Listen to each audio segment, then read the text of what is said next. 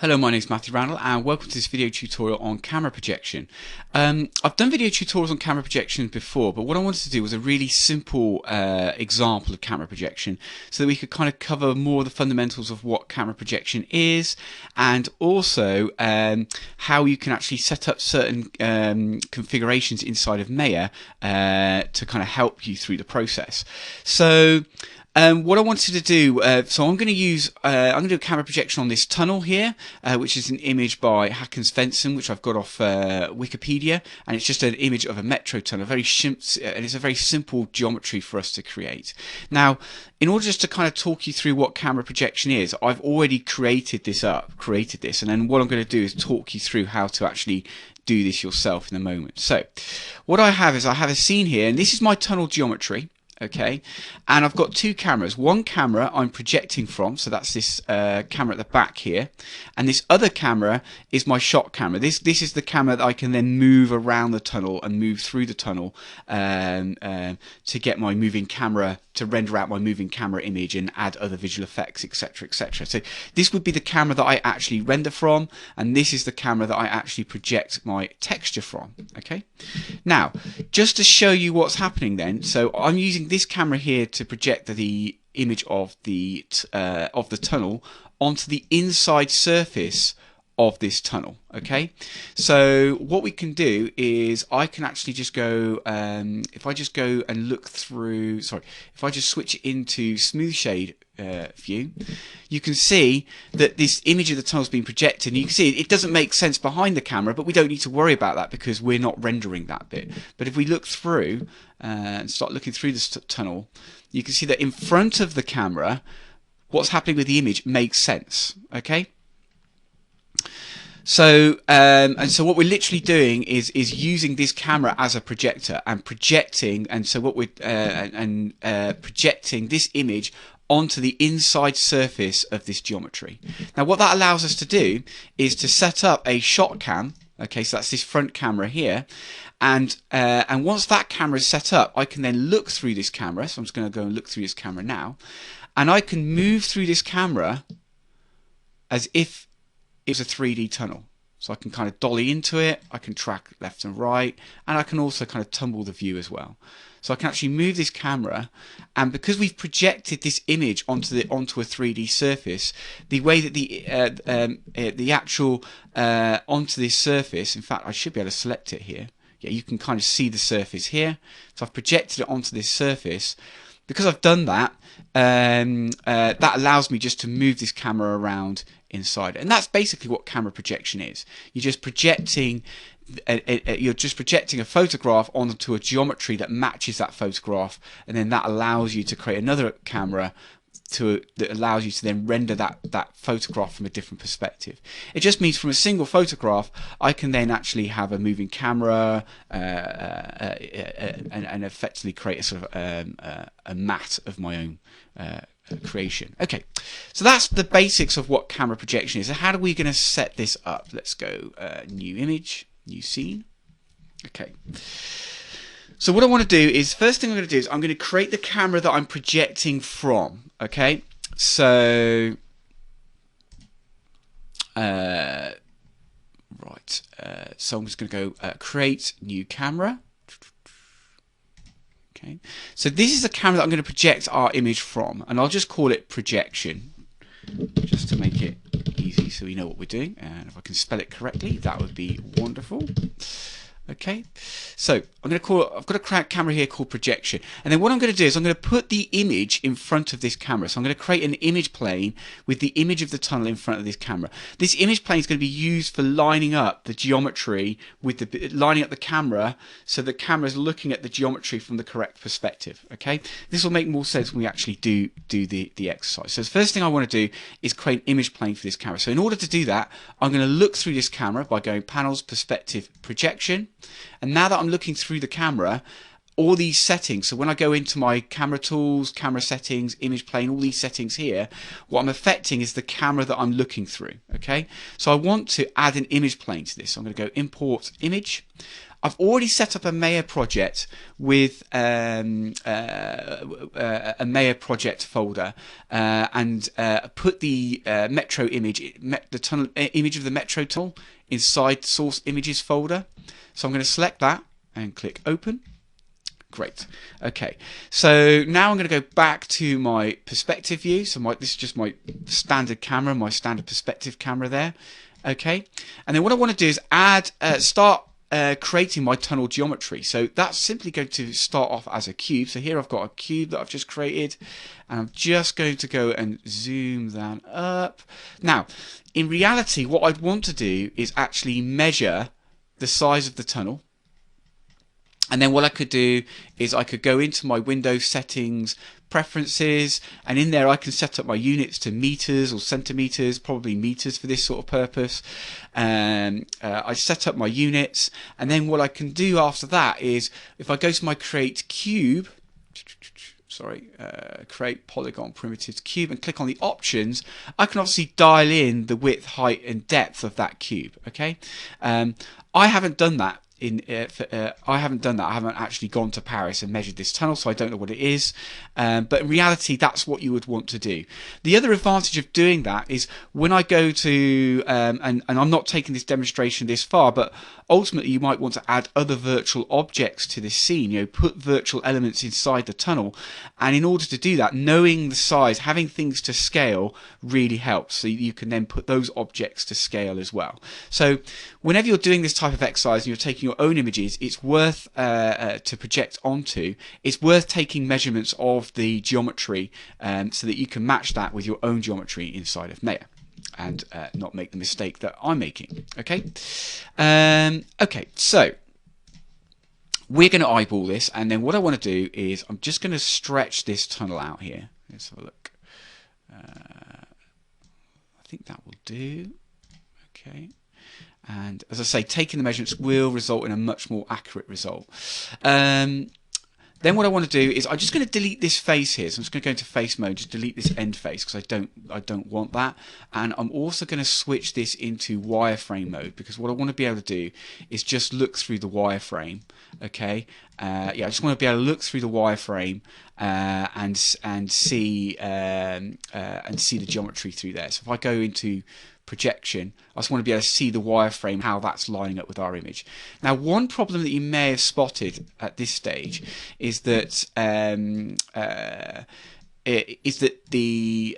cube is already going through the tunnel. Okay, so what we might want to do is actually move this tunnel image back a little bit. So that's very easy to do. Again, if I just click on this tunnel image, you should be able to click on it and select it.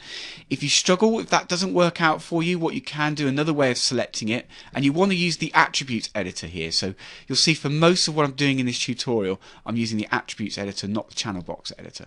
Okay.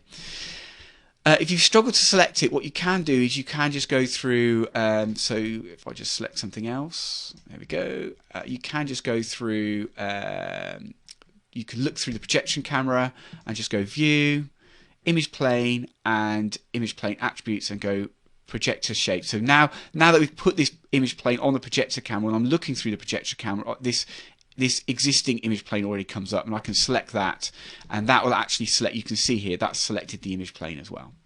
Now what we want to do is, I'm just going to go back to the perspective view so you can see what we're doing. So now we've got that image plane selected, what we want to do is we want to go into, now I always struggle to find these sort of settings in here because there's quite a few settings that we want to look at, but in image plane what I'm looking at is, I think it's depth. So inside the image plane attributes, it's the depth attribute I'm interested in, and I might just increase that to say 1000.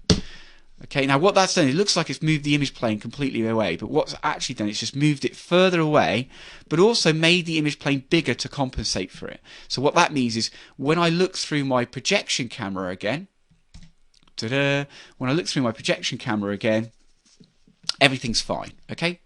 It still fills the frame. Fills the frame. Okay, excellent. Now what I want to do is, I want to line up the geometry with, so I want to start lining up this geometry with this tunnel. In fact, what I could do is make the geometry a little bit bigger. So I'm going to go back to the perspective view. Let's go into this geometry, and I could actually stretch this out a little bit further, I think, to kind of get the size of the tunnel. Let's have a look. Let's have a look how that looks. Yeah, that looks a bit better. So I've stretched it a bit further. So it's looking about the right size. Now what I want to do is start lining up the geometry.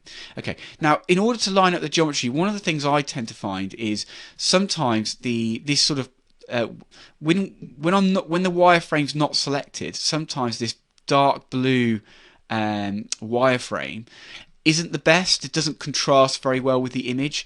In this case, actually, it's not too bad, although it's a bit difficult to see up here. So sometimes it can be useful to kind of change the color of this wireframe to make your life a bit easier. So one of the things I do is if I go and select this object, okay, so I've selected the cube, and I go into my control box editor now, and if I'm in the display tab here and I click this icon here, it'll create a new display layer with just this cube in there. And what I can do is double click on that display layer and just select a different color. So I can go save, okay, and I can select a different color. So that cube will now be that color.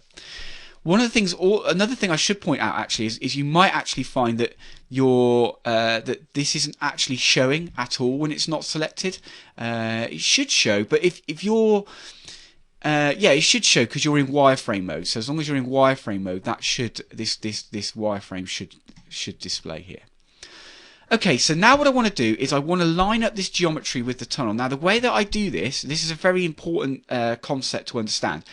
I do this by moving the camera, not the geometry. So what I'm not doing is, oh, hang on, let's do this in a clearer way. So what I'm not doing is going into this perspective view and using things like the move tool and the rotate tool to rotate this geometry. What I'm actually doing is I'm going to look through the camera and I'm going to move the camera. So I'm going to rotate and move the camera so that the camera is looking from the correct perspective onto this geometry. Now I could move this geometry around, but the disadvantage of doing that is when I start laying out my virtual elements, at the moment everything's great because if I start laying out my virtual elements, all the axes line up with this tunnel, so it's going to be very easy to move my virtual elements around. As soon as I start rotating my tunnel to align with my camera, that's not going to work. So it's actually much easier to actually rotate the camera to do the view, to fit the geometry rather than rotating the geometry. Okay, so let's go look back through our projection camera. So what I can do is I can just use the standard rotate. Okay, so my standard sort of tumble, and you probably won't need to use the dolly. So really, it's just between tumble and track. Okay, and using those tools to line up the image. Now obviously I haven't got this cube exactly to the correct size at the moment, so all I'm going to do is line up the bottom two. All I want to do at this stage is line up the bottom two lines. Now you may be having some problems here. What you might find is that when you tumble, the mouse is really sensitive. It's tumbling too quickly. Okay, and that's a classic problem that I end up that happens for me. So what you can do is if you go into, so while you're looking through this camera, you can actually adjust how sensitive this camera is. So I can go view, camera tools, and if I select tumble tool, you'll see that I've already put a tumble scale here. If I put this back to 1, okay, let's just move this to the side. I'm going to move that to the side there, and you'll see that when I tumble the view, it's much more sensitive, okay, and really pretty impossible to work with. So what I tend to do is move this down to 2, and again it's the same for the track tool as well. So if I just go camera settings, I can't remember whether I needed to adjust the track tool. No, the track tool was fine, but again, if your track tool is quite sensitive, you can just reduce that down as well. So reducing down the sensitivity allows you to do those kind of fine adjustments and get this looking correct. The other thing you might find as well is or frustrating thing or useful feature that you can enable within Maya is if I'm quite often, if I'm sort of looking around here and I might accidentally move my camera, so I've all carefully lined it up and then I accidentally kind of move my camera to here, and basically I've messed it all up again, and I've got to go, and what you'll find is you can't undo the camera movement. Okay, well actually you can undo the camera movement in Maya, so I'm just going to line this up again. You can undo the camera movement in Maya by simply switching on, if I go into camera settings, switching on undoable movement. So if I switch that on, it means if I accidentally move my camera to somewhere I don't want, I can just go Control Z and it will move that camera back. So there's a couple of useful features there that you can enable in terms of reducing sensitivity of your camera movement and enabling that undoable movement that really allows you to work with this tool a little bit better. Okay. So what I'm going to do is, so I'm just going to continue trying to kind of fettle this a little bit and line up, if I can just try and line up the geometry with this tunnel. Great. Okay, so that's going quite nicely. I think these two lines, so these two lines are lined up quite nicely. And then what I want to do to align these two, all I'm going to do is increase the height of this tunnel. So I'm just going to go, let's see if I can just select my scale tool, and then hopefully I can just scale up. I'm just going to scale up the height of this tunnel. Now unfortunately, because of the way I've got this, if I just go Control Z, I'm just going to go into the perspective view and show you what's happening here. So unfortunately, because the anchor point for this cube is in the middle of the cube, when I scale this up, it scales both the top and the bottom. And I don't really want to do that. I've lined the bottom up. I want to just scale the top. So one of the things I could do is actually just move this anchor to the top surface. So if I click the Move tool, what I tend to do this, I click the Move tool, and what I do is I use the Snap to Points. And what I want to do is just move this anchor in this axis, just in this up axis, to align with the position of this vector here. Okay, so it's quite a subtle movement. And then what I do in order to do that, I press. So what I do is I press down D. If I press down D, okay, you'll see this icon change. What that means is when this icon changes, I'm just going to switch this snapping off so you can see it a bit more clearly.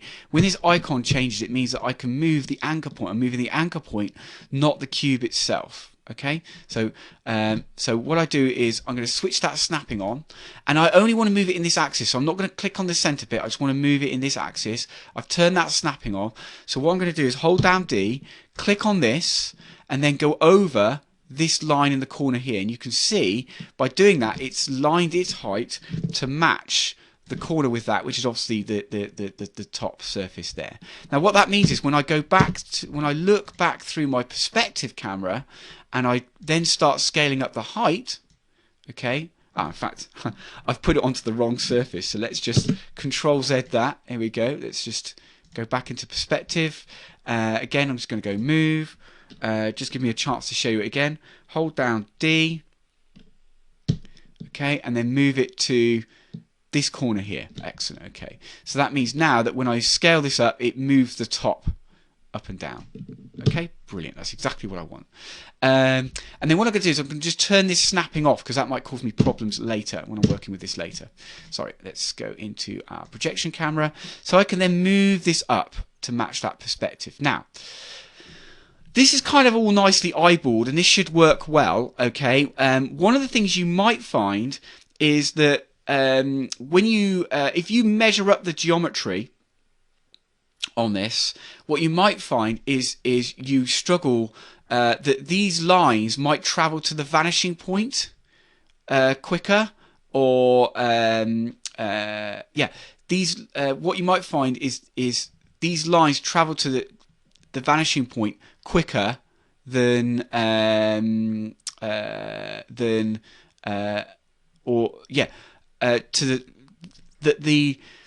what you might find is these lines don't converge. Just trying to find the right word. That these lines don't converge as quickly to that point as the tunnel does. You might struggle to align those converging lines. And one of the issues that you want to think about is not only when you do your camera projection do you want to measure the tunnel, but you actually want to take information on the size of the camera's sensor that you're using to take the picture, okay, and you also want to take information on the focal length of the lens. Ideally use a fixed focal length lens, and then there's no ambiguity, because there's all sorts of ambiguity with a zoom lens. So use a fixed focal length lens and note down the focal length of the lens and the size of the image sensor. Okay, now the reason for that is if I go, I'm just going to demonstrate this. If I go into, so this is my projection camera now. If I go view and I select the camera, okay, so I'm now selecting the camera attributes. I'm going to look through the attributes editor. In here we've got this thing called angular view. Okay, so the angular view is affected by the focal length of your camera and the size of your image sensor. Okay, so if I change my focal length, let's say I go, oh, it was shot on a 20mm camera. Okay. Can you see that this is converging on a vanishing point much more quickly now? Okay, so this is converging more quickly onto the vanishing point. Okay, and so if you're struggling to match perspectives and you've got this, and you're struggling to match the convergence, one of the things you might want to look at is adjusting the actual focal length of the camera. Okay, to match it as well. Ideally, as I said, you should know what the focal length of the camera was that took the picture. Okay, but hopefully you can see that this does affect the lineup of our image. Okay, so I'm going to put that back to 35, and again, that's how you put in the focal length of your camera. To put in the size of the image sensor, we just need to go down a little bit further, and you'll see that in Maya it's referred to as camera aperture. It's kind of referring back to the old film days, and that would have been the actual size of the gate through which light went through. It's different to lens aperture. Okay, this is the gate that's holding the actual piece of film and the size of that. So again, you can adjust that to fit your image sensor as well. In this case, I'm happy with the alignment. I don't need to make any changes to the focal length, but I'm making you aware of that is something else that you want to look at, and certainly you would want to match this up to your camera. In fact, what you would want to do is you would want to match this up to your camera before you add an image plane. So before you insert an image plane onto this, in front of this camera, you would want to put this in there, because one of the things it does, certainly with the older versions of Maya, is it can kind of cause problems with how the image plane looks. In this case, I think it's been fine. It hasn't caused a problem. Let's just check on that. Yeah, it hasn't changed the image plane, it's just changed the perspective of this. So that's all fine. Okay, right, so that's just a quick discussion there. So we're lining up this geometry. Now what I want to do is, this is looking okay, this is looking lined up quite nicely. What I want to do is, I now want to add some geometry to the top here. So I'm just going to go back into my perspective view. And I'm just going to use the insert edge loop tool. Where are we? Mesh tools, insert edge loop tool, and I'll just use the options here. I'm just going to divide it up into 3 edge loops. Okay, so I've already set this up, configured this. If I just go reset, I'll just show you. I'm going to go equal distance from edge. In fact, sorry, multiple edge loops. Just click on that, and then turn that to 3. Excellent. So now, when I click on this edge here, it will just simply divide. Let's do that. It'll divide that edge up for me. Now somehow I've actually got soft selection on here, so I just need to turn off soft selection before I start doing any manipulation, because that's going to confuse things. So what I'm going to do is I'm going to just double click on the select tool. If I double click on the select tool, the tool settings pop up, and here we have soft selection. I want to turn that off. Okay, normally you wouldn't have that on. I just have to have that turned off from the last sort of piece of work that I was doing. Okay, so now what I'm going to do is I'm going to select these and then just sort of move these up a little bit. I'm going to kind of and what I want to do is, let's just make sure I'm in edge mode. So I'm just selecting individual edges. Yeah. Okay, and then from my perspective camera, so I'm going to go back into my perspective camera. Here we go, or my projection camera, and select these, and then just move them up. Okay, now I'm trying to move them up to match the geometry. In fact, it's quite difficult to do that. I'm probably better off eyeballing it from outside. Let's have a look, because there isn't really anything to clearly line it up with. So I'm probably better off just eyeballing this from the outside. Again, this doesn't have to be 100% accurate. It's quite a forgiving technique, this. So anyway, I'm going to move this up, and then obviously I'm going to select these 2 edges either side and move them up to match. So I've got this sort of arch here. Here we go. Slightly sensitive this, but there we go. Right, okay. And so when I look through this perspective camera again, okay, I've got this kind of archway, and that's all looking really nice now. So now I've created my geometry and I've lined up my camera. I'm now in a position to project. So I'm now in a position to take this image here that we've got on our image plane and project that onto our geometry. So one of the things I might want to do is actually, just to avoid confusion, is actually get rid of this image plane. A simple way of doing that, if I use my selection tool and just select the image plane, oh, it's not letting me select it. I'm just going to go. Tend to have problems selecting the image plane when you've got when we've actually moved it so far away. So again, I can just look through the projection camera and just go View, Tools, camera settings, and resolution. Sorry, which ones am I doing? Yeah, so go View, Image Plane, and select the image plane attributes and this image plane here that we created earlier. Okay, and I can just switch this. So in this, if I go to the top of the settings here, you can see display node. I can just switch that to none, so that makes that image plane invisible. Okay, so just avoid any confusion between what we're seeing, the image plane or the projection. Okay, so let's go back to our perspective now and perspective view. Okay, so what I want to do then is I'm going to add this image as so I'm going to project onto this geometry. So effectively what I want to do is I'm going to create a new material, and the new material is going to receive that projection. Okay, so let's just go into object mode, select the geometry, okay, and then go right click, assign new material. And I'm just going to use a Lambert shader, okay? There's already light and reflectivity and shyness baked into this image, so I don't need to add any more from the Phong material in this case. All I want to do is just have a Lambert material and just keep whatever light and reflections already in that image. Now that I've created that material, I'm just going to click on this checker pattern, and this checker pattern will be the it's going to allow me to apply that projected image. So I'm click on the checker pattern, and on the file here, what I want to do is don't click file, right click. So very important, right click, and it comes up with some options, because if I just click on it, it'll apply this image as a UV map, and that's not what we want to do. We want to apply this image as a projection. So if I right click on it, I get this menu and it goes create as projection. Click on that, okay.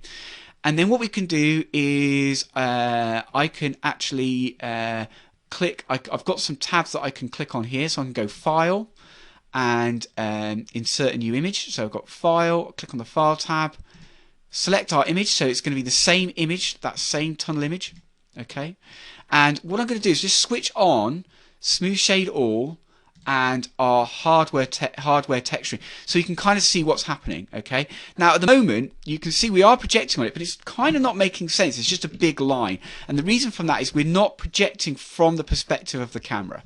So I need to go back to this projection tab and project from the perspective of the camera. So what I want to do is the projection type is going to be a perspective, so it's a perspective projection type, okay, not planar. And then what I want to do is scroll down, and again it's still not behaving the way that we want. We can see we've still got a problem, and what I want to do is scroll down and go camera projection attributes. Let's just open those options up, and here I can actually link it to our camera, so I can link it to our projection camera. So if I click on that, now what you'll see is this projection is now lining up, because we're now projecting from this camera onto this surface. Okay. Now, the more eagle-eyed amongst you will already notice that when I'm looking inside this camera, things aren't really working out very well. It's completely dark. Now, the problem with that is what's happening here is we're actually, the Lambert material is actually using diffuse light. And what we want to do is we want to use ambient light. So basically, diffuse light is basically, imagine there's like a default light in this scene, and what's happening is it's showing us how that what's happening at the moment is Maya is showing us how this default light is lighting up our geometry. So this geometry is being lit up by a default light. In fact, I think I could switch it off and it should just go completely dark. There we are. So if I switch that default light off, it'll go completely dark because I've got no other lights in this scene. Okay. Now what we actually want is we want this surface of this geometry to be lit up irrespective of where the default light is. We want this geometry to ignore any lighting in the scene and just be completely evenly lit up, because as I said before, all the lighting in the scene is already baked onto the geometry. So to do that, we go right click, right click, image attributes, and if we scroll down here, so the diffuse light, this is simulating light that's responding to this is simulating a texture that is being lit by lights in our scene. Okay, we don't want that. We want to turn that off, so it'll go completely black. And then what we want to do is we want to turn up ambient color, so we'll turn that up. Okay, just turn it all the way up full. And what this is going to do is this is going to basically imagine that this whole surface is just completely evenly lit. Irrespective of whether we're inside or outside, this surface is completely evenly lit. Okay, and so basically this ambient is just ignoring the physics of light and just going, let's just imagine the surface is evenly lit. Okay, so that's our ambient light switched on. Now what we want to do is add our shot camera. One of the things I want to point out as well is often what you want to do is you want to go back into the projection system. So this is the system that's doing this projection. So that might be the camera or the file. Now if you click, it's very difficult to go back into the projection system by clicking these icons here. So one of the things that's quite useful to use is something called the hypergraph. So I'm just going to show you that. I'm going to go Windows Editor, Hypergraph Connections. Okay. So if I go and let's say in fact, actually, think about this. No, let's do Hypershade. That's a better way of doing it. So if I go Windows Render Editors, Hypershade, okay, and what I can do is select this Lambert 2 material. So it's this Lambert 2 material that we created, and you could rename that into something a bit more sensible as well. In fact, I'd advise you to do that. But this Lambert 2 material is the projected. This material represents the projected texture on our geometry. Okay, and if I click on that and click Graph Input Outputs, that's this icon here, it comes up with the entire projection system for us. So I can click on this file here, and that allows me to go and change the file that we're projecting, and I can click on projection, and this allows us to change our projection. So if ever you need to access these properties again, you can do that via the Hypershade as I've just instructed you. Okay, so moving on, what we can now do is we can obviously, what I can't do, if I grab this camera and start moving this camera, okay, what's going to happen is I'm moving the entire projection because we're projecting from that camera. So I need to create a separate camera to actually render, like a shot camera, which is going to be the point of view from which I'm rendering. So I'm going to go, what I might do is just switch this back to wireframe for the moment. Let's go back to wireframe, and I'm just going to go create cameras, camera, here we go. Excellent. And I'm just going to move this in front of the projection camera, because remember, behind it we've kind of got all kinds of odd things happening. The projection doesn't work behind the camera. It's not designed to work behind the camera. Only works in front of the camera. Okay, so I'm just going to put this slightly in front of the camera, and I'll call this shot cam. Okay, or just shot, so we know what we're doing here. Okay, excellent. And I'll just sort of move this into a kind of, well, it's already kind of in a sensible position, so that's all fine. So now, if I go and do smooth shade all and look through our shot camera, great. You can see I've now got a shot camera that I can actually I can move up, left, right, and tunnel through, and I've completed my camera projection system. Okay. Now, the only thing I would advise is obviously, what you want to do is, if you're rendering things out and you're staging things, it's always a great idea to go so from the camera that you're rendering from, okay, make sure that your render settings are set up to specifically make sure that the resolution settings are set up to match your output. So imagine I'm going to go and render to HD. HD, here we go. And let's close that. So imagine I'm rendering to HD, and then what I want to do, I'll set that as my render port. And what that means now is if I go into camera settings and switch on my resolution gate, what will happen is Maya will draw this edge here for me. And what this edge is telling me is it's telling me what's going to be rendered and what's not going to be rendered. So anything we're doing in a shot and I want to line up a final shot, it's always good to kind of put your render settings in there, switch on your resolution gate so that you can actually see that. So that was a very simple camera projection. And hopefully what that's allowed me to do is kind of show you a few more details in terms of how you can actually set Maya up to allow you to do kind of camera projections more easily. Okay, thank you.